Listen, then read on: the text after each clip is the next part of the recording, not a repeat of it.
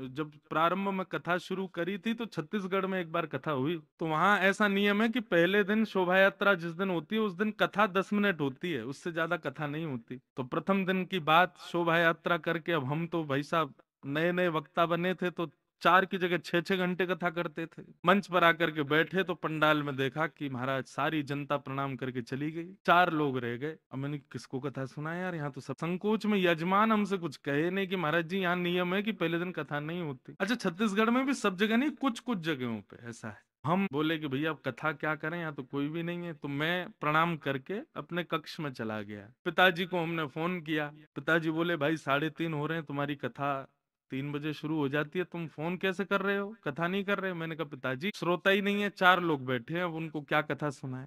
हमारे पिताजी ने उस समय एक बात कही, 2015 की बात है, जब शुरू की थी कथा। तो बोले फिर ये गोपाल जी, राधा रमन जी, हनुमान जी, जगन्नाथ जी, गुरु जी, इन सब के चित्रों को क्यों लाद के ले जाते हो अपने साथ, जब तुम इनको श्रोताओं में गिनते ही नहीं हो? तो इनको घर छोड़ के जाया करो, क्यों इनको संग लिए घूमते रहते हो? बोले भैया कोई नहीं आया तो कोई बात नहीं, ये हनुमान जी बैठे हैं, प्रभु चरित्र सुनवे को रसिया, गोपाल जी बैठे हैं, राधा रमन लाल जी बैठे हैं, गुरुदेव बैठे हैं, गया प्रसाद जी महाराज का चित्र है, इनको कथा सुनाओ। तुमको दूसरों से क्या फर्क पड़े, इनको कथा सुनाओ। ये हिलेंगे भी नहीं, ये एक एक टक होकर के तुम्हारी एक एक शब्द सुनेंगे।